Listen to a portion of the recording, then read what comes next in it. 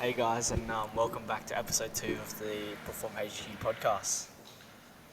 So we thought we'd go through, obviously we didn't do a proper introduction, we kind of just ran through more an informative what's going on for the rest of the year. But we thought we'd run it back, go do a proper introduction of kind of the origin story of Perform, the timeline of how it started and how we got to where we are today. So Isaac, you want to take it away? Just a quick one. Apologies for the sound disturbance in the first one. I should have spoken up more. Try not to get cancelled. Confidence will slowly come. It's got to get to the point where we're going to have to just edit out half of what you say. Yeah. So the less you say, It was good 'cause I didn't have to do any editing. Yeah, true. How far back do we want to go? Go from When as we far first back as you started. want. Now, just remember, while we're doing this, is multiple of our athletes just staring at us, just watching. There might even be a surprise appearance. It might pop in every now and again. Turn on the video. If you hear banging and clanging in the background, It's George Peters. lifting 40 kilos on Yeah, his not bench. that much weight. Week. All right, back on Don't say that topic. because he's going to go amazing. How far back should we go? When we first started, I reckon. From maybe just before the gym opened. Like, when did you? Maybe from Rugby SC. Yeah, go back Rugby to SC. Rugby SC and how that then transitioned to. Yeah. Perform. So, Wait, wasn't it rugby strength coach? Or was it just no, this is Rugby SC, Rugby so Rugby Strength and Conditioning. So obviously I moved over here 4 or 5 years ago. When I moved over, long story short, played rugby since I was 5, stopped when I was 18, came over to Perth and got back into it. Two of my mates moved over from Sunny Coast. Went down to Basie training. And then while I was down there, the coach at the time was aware that I was a trainer, got me to start doing the warm-ups, got me to start doing the S&C. And then after a little while, that kind of like sparked the S&C love a fair bit, more so than usual. And then I, luckily enough, after it would have been a couple of months of doing the Bayswater S&C, I got asked to come in, or the mentor at the time pushed me to go into the Rugby WA Academy. And I went into the Rugby WA Academy, and the next day, the guy who was the head of S&C finished and went off to do another role. Yeah. So I literally walked straight into that role. And that's where the whole Rugby SC side of things started, from that Rugby WA Academy. And then obviously did that for a while, and then quickly learned, especially as you came on board, that I think what we're trying to achieve, which we'll go into depth a little bit more later, but what we're trying to do was much more beyond the actual sport of rugby, is just the whole realm of performance in itself. And I've probably podcast for another day got a pretty interesting start to my journey of coaching. I went down more like biochem, physiology, like a lot more teaching, education stuff. So I got to come into it with a very different background, which I think helped and designed the foundation of what is Perform. So did the Rugby SC, and then changed over to Perform SC. We started to branch out to a few different athletes. We had rugby, AFL, soccer, etc. And then from there, what happened from there? And then transition across to the other side, headed into the Golden Triangle of UWA. And I was there for a little bit, for a year or two. And in that time... Sasha remembers that time. Within that time, there was this, what do I say? There was this enthusiastic player on the team that was finishing his sports science degree. Excuse me, sir. Please, can I work for you, please? Please, man, please. But yeah, so we had Perform SC, was with the UWA team, and then it got to the end of the off. So we did an off season I was coaching out of Revo. That was good, but then obviously you have the limitations in terms of the setup, the amount of people, also just the unorthodox exercises that we do, and obviously people feeling quite like it is a big thing where athletes throwing aqua bags over their head or throwing med balls into a wall, and it's not quite taken well at commercial gyms. And the coach at the time pretty much put down an offer to, he said I should open a facility specifically for the UWA guys. And I remember having absolutely I'm not sure if we're allowed to swear or not, but no fucking clue how to run a facility. Still figuring it out. Hey, you're the boss. You get to decide what happens. You just tell me what to say. And that's why, so I pulled up my phone, so we had a bit of a timeline. So you were there, you were part of that before the gym even opened, eh? Yeah, well, around October, November, when it was being built. Yeah, so you were part of the off-season, that first off-season before it even happened. Yeah. And then we went through the UWA year, you were helping with the warm-ups and things like that, and floating around a fair bit. And then we got that offer, so I got a bit of a timeline on my phone, just going through photos. I think it was in August that the idea came to life. Yeah. From there, I'm a pretty, let's just say, action-based kind of person. I'm not really worrying if I didn't really have full understanding. And from there, we found a location. Yep. Because I think it was August that we started, and then we needed to open by the start of October. That was the off-season. Yeah, October, So November. August, September, October. So we had, 2 or 3 months. Then from there, if anyone's opened a facility before, you'll understand that there's it's not just a matter of like signing a lease and jumping in and painting the walls and stuff. There's council, so it took us probably 6 to 8 weeks, and I reckon I went down to the council probably every second day to harass them to change over the type into a gym. And then we got in here. When did we get in? I think it was September. Was it? No clue. Glad your memory's on. It's been a while. Yeah, I think we got in September. Yep. So September 30th, I think we got in, and we opened the gym November 30th. Yeah, it was a month we got everything in. It's a very sleepless month. You don't even remember, do you? No. That's all right, let's tell the story, mate. But yeah, so I remember we first got I literally remember the first day we got the keys. We came in. That was when Beatty, Bungers, Parko, all these boys all came down on the day. And if you see the facility at HQ, it was actually used to be, so it's just a normal warehouse, but it had a couple offices. Yeah. And then it had a low hanging ceiling as well. And to the landlord's regret, kind of just went in and just ripped it all down. Was it Benny? That's Yeah, Benny ran through a couple of walls. We had a bit of fun with that. But we ripped all the walls down. We took half of it out. I got a photo here as well. And you got to remember too, this all happened quite fast. I definitely didn't have the money, didn't have the capital, anything like that to actually back it. I actually had to get a bit of a loan off my brother to do it. And I remember starting, so we had those 2 squat racks. Yeah, the two at the back there. Yeah, we had the dumbbells, and we literally, I was that much of a tight ass. We only had enough mats for I think it was 4 meters by 4 meters by 8 meters, and the rest of it was just open floor. So as we obviously made more money, we bought more equipment, and it's slowly been that process, step by step. And then we did the renos. We got it all done. The night before the open night, I'm not sure you were here. No, we had pizza here. The sled track. Yeah, well, actually, no, I wasn't here. I got uni that time. Someone had to study. Never study. But it was actually pretty funny, and probably caps up the whole start of it all. We had the sled track. We bought the sled track from over east. We rolled it at the night. So this is 11 p.m. at night. We rolled the sled track out, keeping in mind that we had the open the next morning, the Saturday morning. And I didn't get told or got realised that the actual so the white letters there came separate to the actual black mat. Cut it. So we had to roll it out, and then we're oh shit, we got to glue it. So shout out to Simon, good buddy Simon. We were in here till probably 1 a.m. in the morning, cutting these mats out, gluing them down, putting weights down on them, and somehow it still held up. But yeah, you can't even tell when I've told people before, it's you realise the white is separate from the black. Yeah. They're oh no way. So after how many, almost 3 years? Yeah, just don't look too closely. There's a little bit of separation there. But yeah, then we had the open day, and then it's kind of been a bit of a roller coaster from there. So we had the open day the 30th of November. Or start of December. Yeah, start of December.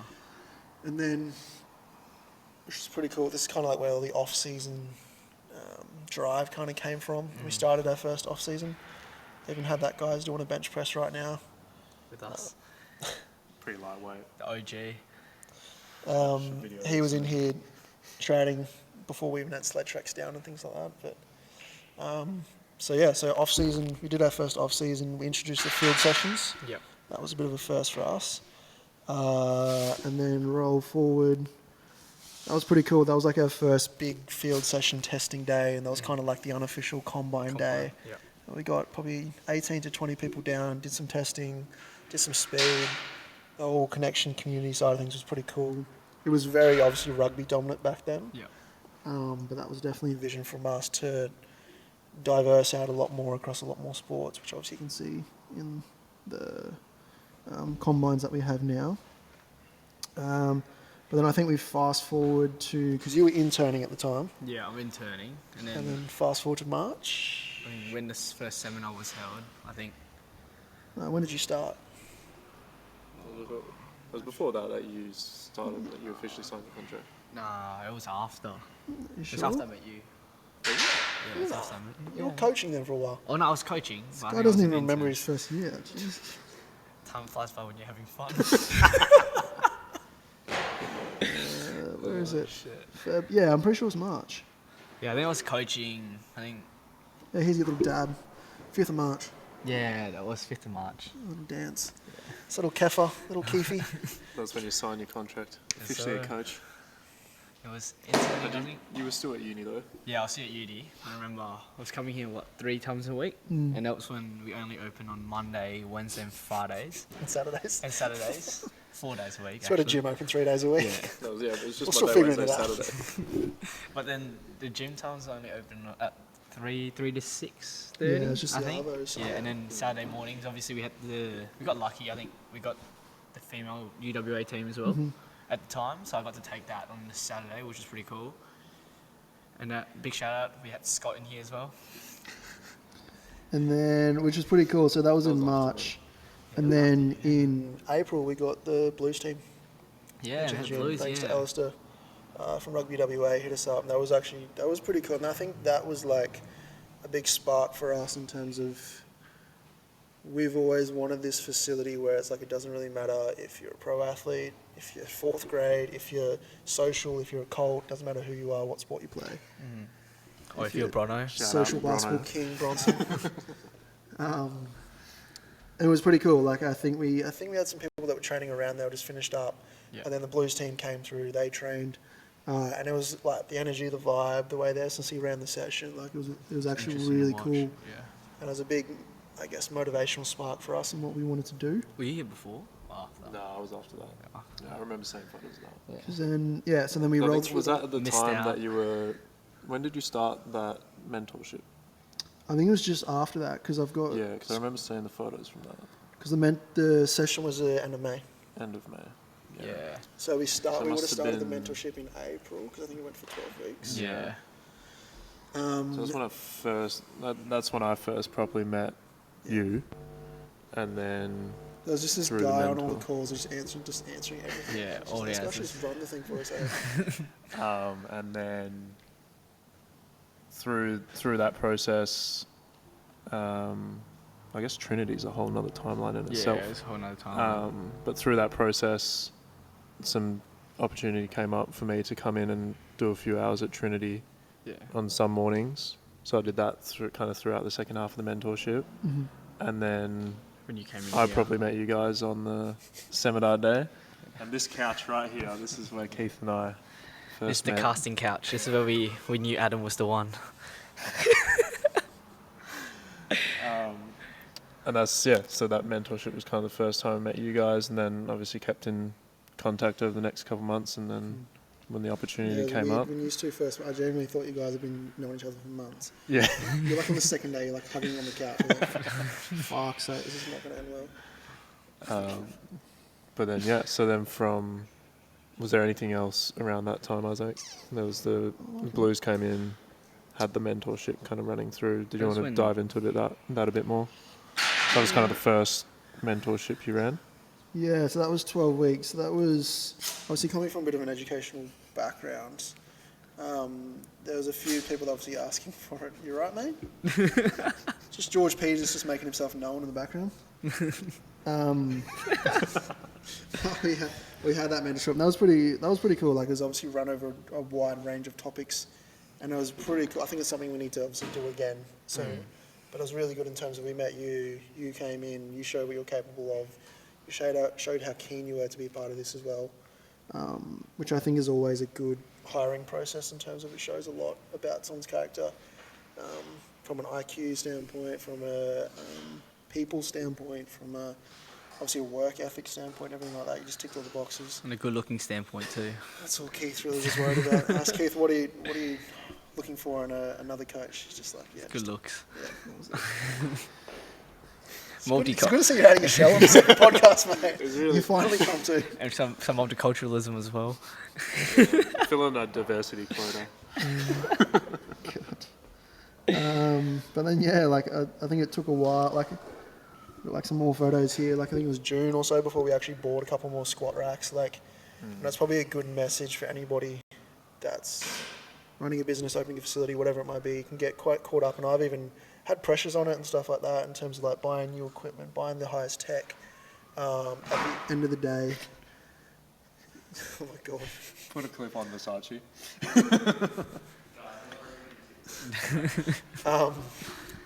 We really got to do this without the athletes in the background. This is just super distracting. But yeah, in terms of like, it's more about the environment, it's more about the culture, it's more about the group of people that you have, even if they make loud noises in the background and put their equipment on backwards. But yeah, it took us, 9 months before we actually bought like a couple of extra squat racks and stuff. And we still got those 2 OG, Squat racks. whatever they are in the background, squat racks. They're still doing their job. Lifting USA. Shout out to Lifting USA.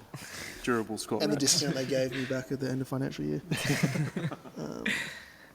Is this where you put in like the puns for sponsors and stuff? Yeah. And the sponsor here. Cuts to an ad. Or it could be you. Feel free to sponsor the podcast. And then I think it's pretty much from that point. So when you jumped on board, Adam, around, when did you officially start? It was towards the end of June. Yeah. And that's when we start diversing out to other sports as well. I think That's an OG photo. Yeah. Was that June Zane. 22? I think we started with a lot of rugby players. I think we got a couple of footy that came through, but I think we're more known to start as a rugby strength and conditioning gym. And then when Adam came through, I think we started diversing out into like basketball, and all the other sports started clicking on, which is pretty cool. Yeah. Obviously, you guys have the field background with rugby and a bit of footy, AFL, and then I've got obviously a very heavy court background with basketball, which kind of dominated a lot of the athletes that I was working with. And I think it was really cool to start to see, like even in that first off season, like fast forwarding a little bit more into like, I guess that would be kind of in the next progression of the timeline. But we obviously didn't have any court sessions back then. It was just the field sessions. So it was a really good opportunity for some of my basketball athletes at the time to kind of try something different, get down to the field and do a bit more like conditioning based stuff, like a little bit of run tech, which, I mean, it's surprising how little there is done at the field sports, like at rugby and stuff, but you know, basketball is pretty much none. So it's cool for those guys to kind of have the eyes to do that. I think that was when we started seeing like people like Bailey. Yeah. I think Bailey started with a lot of court stuff, and then came down in the field a couple of times and got to watch him run. Like, what, Bailey's like 6 foot. 6'6". Probably gonna be mad if we get that wrong. 6'8" in a good day. Shout out Bailey. And then we had Luke Phillips as well come down the field, and those basketball boys. 6'10". Yeah, those basketball boys running around. I think also good.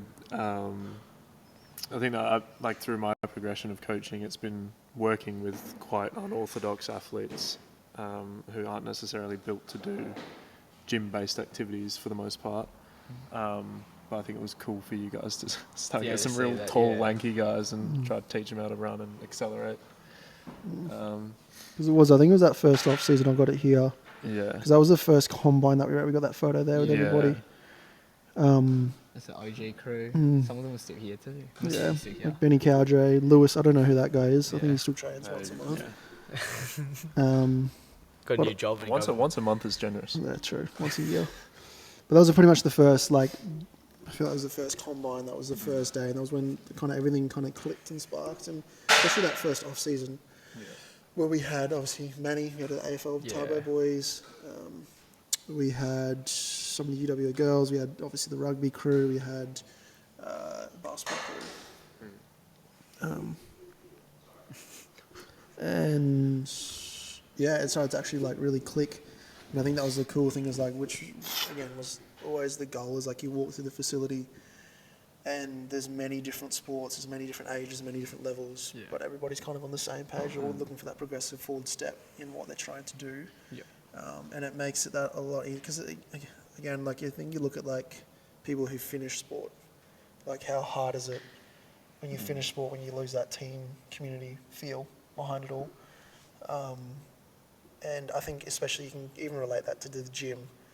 Like, I know if you ask any pro athlete, they obviously train in a group environment, and not many people, well, there's a good group of athletes that don't get to see what that feels like, to train in a group, to train with good energy, to train with other athletes doing these weird as exercises, but you feeling comfortable to be able to do so and push yourself, which was pretty cool, especially in that first off season. And then what will be the next? Awesome, yeah. And then What's the I think it was the next second combine. Mr. Hardy was around as that well. Was huge. Yeah, we had Jackie. We had Jack. Oh, that's when we had Kinta. Was it? the Kinta first didn't time we had- sponsor till the second No, one. that was the first year. Yep. Yeah. The first year. Yeah. So it was like, that was the first big combine that we did. Obviously opened up to sponsors of events, Yeah. prizes. Yeah, we were full motion physio helping us out back then as well. Yeah. And then it was just, that was a cool day. How many people were there? Like 30 to 40? Yeah. No, I'll be less than 30, I reckon. Yeah, already about 25, 30. 25, 30? It certainly felt like a lot. And then, But that was again that was everything was based on the field. Everyone was there, then we all came to the gym, did the tests, and that was really cool. yeah. And then around that same time too, which I think was cool because we had that wide group of athletes, we had that first big year of finals. Yeah. Which again, we're heading back into that now. But obviously got like Tate won his grand final, Mac, Bailey. Links.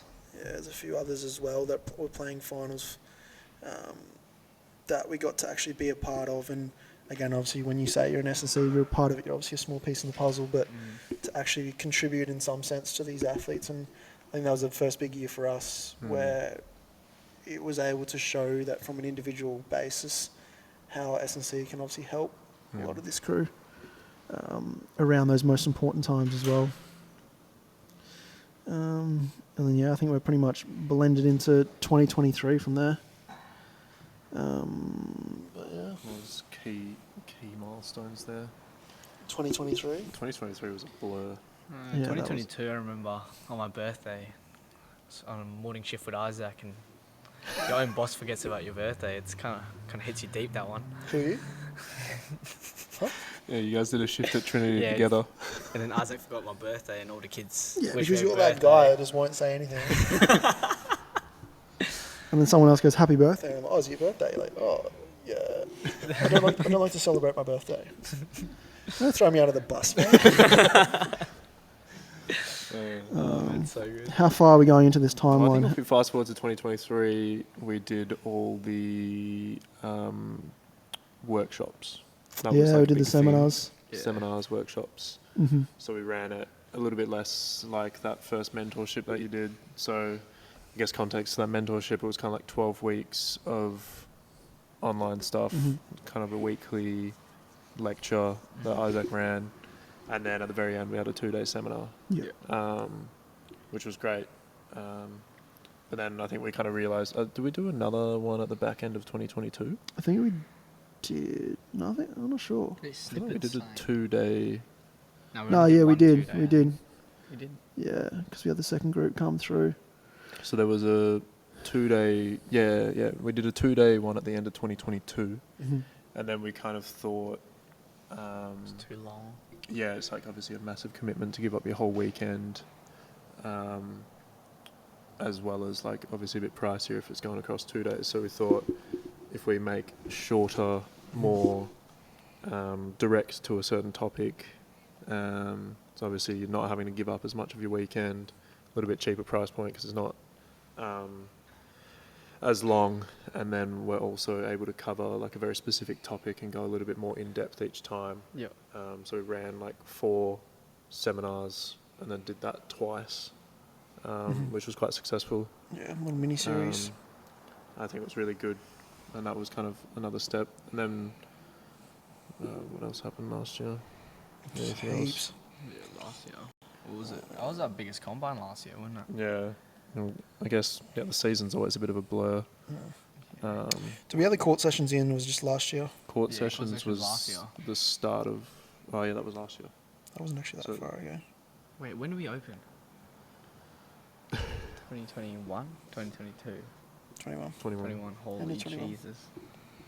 All right, so now Yeah, 3 years. we're back at off season again. So we just blurred straight through. So obviously during the season, So yeah, it's a little bit more chill in the gym, but also busy at the same time. we had like a Oh, recovery, the recovery days. Yeah. Probably a big one as well. We're trying to introduce that in, which is obviously we've brought in here now. We've just put out the back, but they were pretty cool in terms of like, I guess this is a whole podcast in itself, but like that supplementary recovery work on top of nutrition and sleep, which for some individuals makes a cool difference. And I think that was pretty cool. We had Loyally came down, Cal Brody sauntered down and had the ice bars and everything, and yeah, just had made a little bit of a day of it, like Sunday morning post game day, which there was pretty Pretty sore. good crew. Yeah. And then we eventually ran like some of the yoga sessions, like the guided stretching sessions, and yeah, people leaving in a pretty good state. And I think it's something that will definitely ramp back up, especially next year. But it was just a good, which is a whole part of it. It's just like a good resource to have, but then also just a good reminder at the end of the week, like what you do on that Sunday, what you do from a recovery perspective across the whole day, not just an ice bath and a sauna, will impact how you can train on Monday, how you can train at club on Tuesday, etc., etc. So that was really cool to run last year and introduce last year, because we were obviously pushing the trend. We're very much a company that's one thing at a time. Yeah. Try and very much do one piece at a time and implement it, and we were able to bring in that recovery side of things. Yeah, and then even just from a community standpoint, like a lot of people, you see each other in the gym a handful of times a week, but you obviously focus on what you're doing. You might not be having as many conversations and getting to know each other, so a bit more of a relaxed environment. Everyone's kind of chatting about how the games went the day before, getting to know each other a little bit more, and then that kind of sparks more conversations in subsequent weeks, and I think people, like, relationships kind of built from that, like people getting to know each other more, and then it kind of just helped build that community that we have in the gym now, where everyone's checking in on each other, even if they don't see each other like straight after the game. It's like, oh, how'd your game go on the weekend? It was really cool just to see like everyone supporting each other, and again across different sports too. Everyone's taking an interest, like a genuine interest, not just oh, how'd you go on the weekend, and then continue on with your workout. Like they're actually having good conversations. Sometimes a bit too much, and their workouts go a little bit longer. Talk to work ratios a little bit sometimes. Yeah, I feel like Versace, a 40-minute workout would turn into 2 hours and another extra hour for basketball. So But it is important. I think that's an important topic in terms of, I don't want to digress too much, but that social aspect is huge, like we spoke about before, from a sport perspective, from a team perspective. And that's something that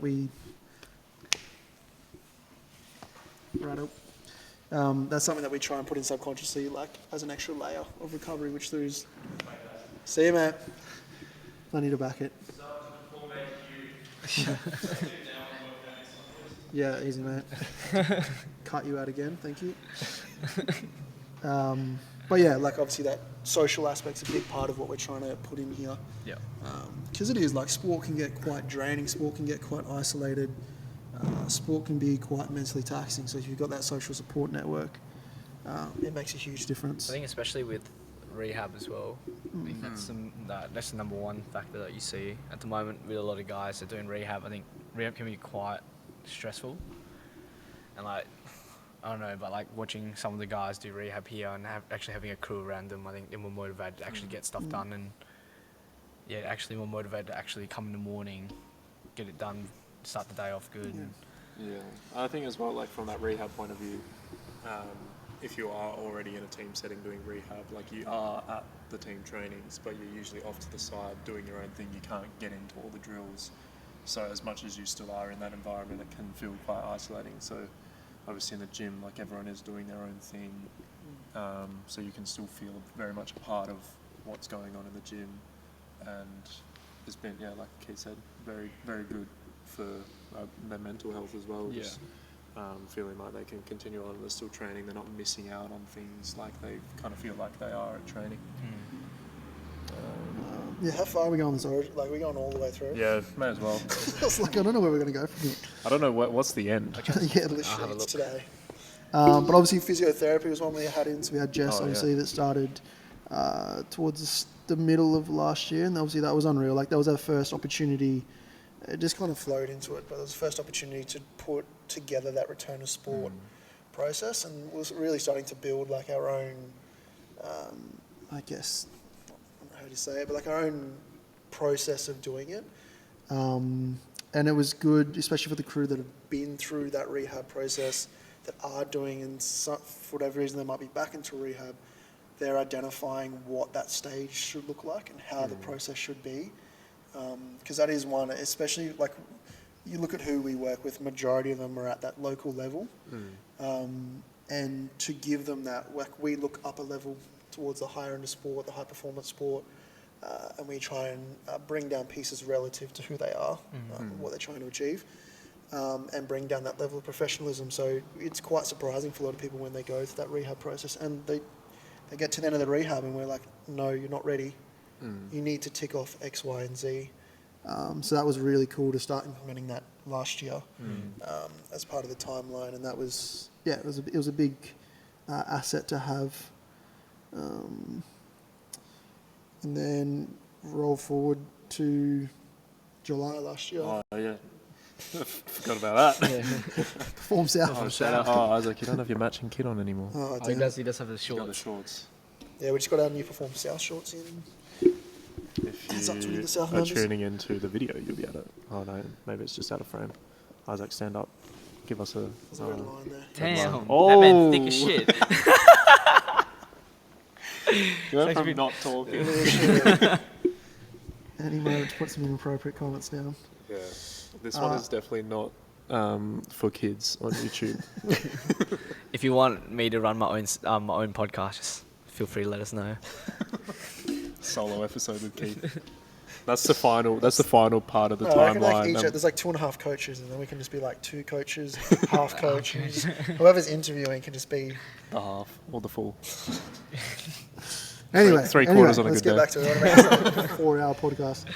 But then July last year, which again was probably something that just kind of popped up, an opportunity popped up, and we grabbed in terms of opening up Perform South. So it was again pretty similar. If, and I say this very heavily, if we ever do another facility, it's going to have like a 4-month wait. We're going to slowly do it. We're going to hire other people to do the renos. We're not going to pay them. When it happens, we'll be there. Perform North coming soon. But same thing, that I think that happened again within like 4 weeks or something. Yeah, But that was pretty cool in terms of, again, we obviously learnt a lot from HQ and just spread out. And that's probably one of the goals. Like, we've said this quietly in-house a fair bit, but one of our main mission statements is obviously to raise the standard of sports performance in WA. That's one of our big objectives and one of our big goals. In order to do that, we've got to reach a wider audience. And Rockingham was that area where, like a lot of the S&C facilities are in Coburn, Myree, like Central Osborne Park, Wangara, like it's all around there, and there's not a lot south. So we thought it was a great opportunity to connect with the crew down there. We had a couple athletes already down there. Yeah, I had quite a few online guys training from. Yeah. We had shout out Jason. Yeah, He'd been travelling from You get in Rockingham. trouble, mate, if you didn't shout him out. Yeah. Shout out Jason Gibb, My boy. We had guys, he would travel, 2-3 times a week from Yeah, Rockingham Zane. to Osborne Park. Yeah. You had Zane down as there. well. Yeah, a couple of boys down there would travel about, what's the drive to here? Like nearly an hour? 45 to an hour? Depending on traffic. Depending on traffic. You'll come on a Monday and Wednesday, and then they'll go back and then obviously drive up again for game day. So, yeah. How good is that? But that was the same thing. That was, like I said, I think it was like a month or 6 weeks or something preparation, and got that together and kicked that off. When did we start that? Would have been September, I'm pretty sure. And that was pretty cool because that rolls into Combine number 1 for 2023. Yeah. And we had like 8 to 10 South members up here. It was that was first pretty cool. time, whereas like we had the HQ crew and we had the South crew, The powerlifters. the powerlifting crew, and they all came up and competed together, got to meet each other, got to connect, and it really started. Obviously, the initial goal was to get that diverse range of sports and athletes and levels. We started to tick that off, but now we're starting to spread the location out, and I think quietly it's like one goal's always been like, I can't remember, I may have heard someone say this, or it's probably something that we've thought of, but like someone else seeing someone else wearing the A or the P or whatever it might be, and knowing that they can walk up, they can say hello, knowing that they're... Actually, no, the best story related to that is Caleb and Matt Kerrison. Oh, yeah. Caleb was training at Revo, and one of Isaac's other clients, Matt, was also training at Revo. Neither of them knew each other from a bar of soap, and they were both doing strange exercises, and Caleb walks over and is like, "Is Isaac your coach?" Perfect example. Perfect example. But yeah, like for that, literally, to be able to have that connection with someone that you don't know, because again, it's not just Perform, but there's a lot of other really good facilities, but there's a lot of athletes that are taking their physical development into their own hands by going and hiring people. Yeah. And we obviously want to back that up with feeling like you're part of a whole community. So it was pretty cool to include the South crew in that combine, and they competed really well, won some of the events, I think, or pushed at some of them. And obviously it's just laid up a very, this year will be obviously be huge. Yeah. Very excited. Yeah, which will be a big really one. cool. And then obviously we started the court sessions. Yeah, and then integrated court testing at the combine itself, and then also started the court sessions. So again, just trying to provide as much value as possible across the board. We had a lot of success as well at the end of last year. Cowboy and Louis First winning. grand final. Cowboy after how many tries? Oh, after 6? 6 grand Yeah, finals? 6 grand finals. I think 20 plus 5 years or of footy? 6, yeah. I think we need to get Benny on as one of the first guests. Yeah, That'd has, be a good have one to to be. have. The old boy also ran a half marathon up the hill, so Just likes to make Coach Keith's job hard. yeah. Give Bro's 5 got different goals at the hybrid athlete. the mental demons. But yeah, so we obviously introduced the court sessions, and that was obviously the testing, and then you were running the weekly sessions as well, which was pretty cool. And like to have that thought process that the gym, the court, and the field at certain times all had Perform athletes developing at the same time, which was pretty cool. I And then, think the value itself of the field sessions was very much apparent from the get-go, and then obviously that was kind of my first exposure to something outside of the gym throughout my personal development, and I was like, wow, like, you know, we do the sport training, we do the gym work, but there's this massive grey area in between, and I think as a whole, and that's a lot of what we try to do, is kind of paint that grey area as much as possible and bridge the gap between your physical performance and your sporting performance and skill training. So it was a no-brainer to kind of try add that on last off season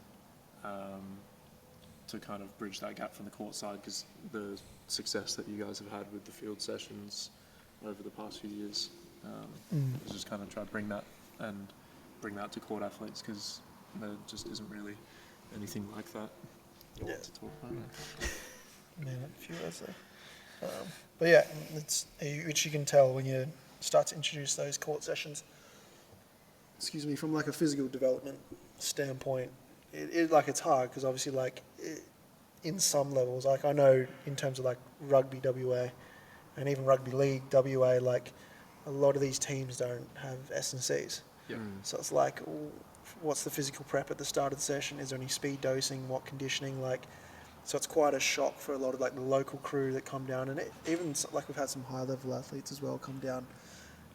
And I think it's also very cool in terms of we've got different formattings for the sessions, but a good portion of some parts of this pre-season, off-season, in-season, where they're all got their own session on their phone, and they'll get down there, they'll put their equipment up, they'll get ready, and they'll do their sessions together. They'll intertwine certain drills, and it's essentially like you would in a professional setup. Like if you turn up on the day, you'd have your team builder app, the S&C would write up a session, then everybody would go out and do their sessions and get it done. But obviously we try and add that extra layer of individualization onto it.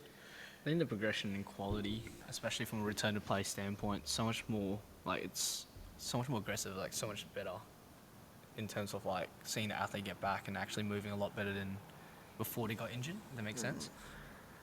I think as well, like a huge part of it is, like you said, a lot of teams might not have S&C, they might not have a well-structured warm-up at the start of their training sessions, and obviously that's a huge part of reducing risk of injury, but then also improving performance. But it's enabling the athlete to take that performance into their own hands. So through the field sessions and the court sessions, we're kind of teaching them how to warm up for their individual needs.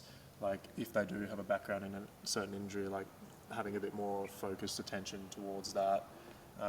And then also, like especially with the field-based sports, like the speed top-ups throughout the week. It's like, all right, I didn't get my speed dose. I know how to take that into my own hands, and not only are you improving your performance, but you're also potentially reducing that risk of injury by just having like smarter training choices throughout the week. So there's a huge part of what we do is try and empower the athletes as much as possible outside of like when we're not there, because we can't be there for them for everything, but we can try to pass on as much of our knowledge, experience, so that they can take their performance into their own hands. Yeah, that's probably a good one too. Like nailed it on the head. Like it's always the goal from an educational standpoint. I think that's why I've always had this thought process in the back of my mind. It's like us as coaches need to know as much as we possibly can, because then that allows us to then hand off to the athlete, which allows them to take control. Because that's always the issue. Is like I remember growing up in sport, S&C wasn't a thing. Like you didn't have all those resources where they're there now. So like being able to pass that on to the point where they actually know, because a lot of time the athlete just doesn't know what to do. And even same like next level, some of the coaches who aren't S&Cs don't know what to do. So like they just don't have the educational resources there. So it's not really anyone's fault. It's just that ability to pass it down and give them the resources to do so. Cool, even though like say someone like Tiana who's just playing amateur footy, like they obviously don't have S&C and stuff at those clubs, and through what she's learned at the field sessions, she's been like running the team warm-up. But that improves the quality of everything for not just Tiana but everyone on her team. Now they have exposure to like good warm-up and what really good training should be, and then empowers the coaches. And if these players then go on to play in other teams, or like that's part of what, like we said, the mission statement of raising the standard. If we can raise the standard at that local level, how much better does it get when people have that expectation when they go to higher levels and it's not there? They're like, hey, this is what we should be doing. I think that's really cool. Yeah, opens up more conversations. Very nice, very nice. And then I'm just trying to think of what else in terms of like the biggest ones were probably just like the introductions of Perry Lakes and Rockingham Sharks this year. Trinity footy too. And Trinity footy as well, which is maybe you want to touch on that first. Like, don't want to go too far back, full circle for Trinity, but we obviously started there a couple of years ago. Yeah. We're very lucky in terms of some networks and connections that through Silves that got us into Trinity, and then we've been able to really push that culture there because there wasn't much of a training gym culture. Yeah. And then obviously our goal from there was we want to slowly eventually get to a point where we can manage these teams. Yeah. But obviously that comes from the core of developing the wide base of year 6, 7s, 8s, 9s, 10s, and then we can start talking about these top levels. So, yeah. I think the first year when we were there, I think 2021 was probably a bit of a struggle. Like rowing was struggling quite a bit, while we were still pretty dominant. I think Trinity was known for being strong in rowing in general.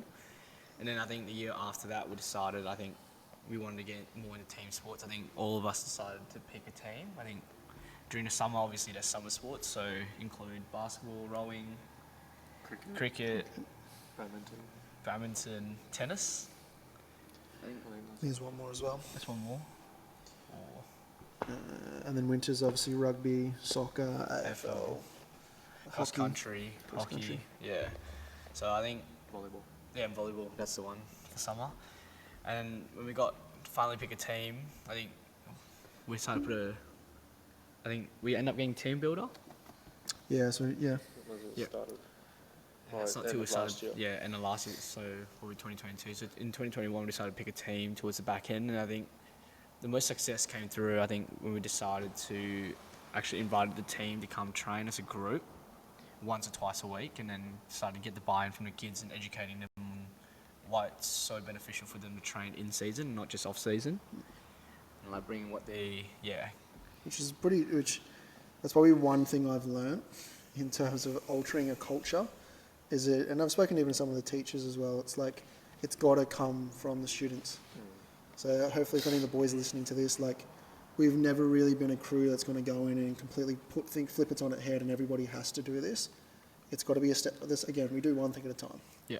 So we've really altered it slowly to be like educational, slowly one step at a time. We've slowly made these changes to the culture. And at the same time, again, with the whole team's efforts to get the buy-in from the crew and how we set up the sessions and the warm-ups and the extras and all that kind of stuff, we've started to get I remember the first year that I was there, and it was like kids would rather go to Snap Fitness than come into Trinity because they'd use the program.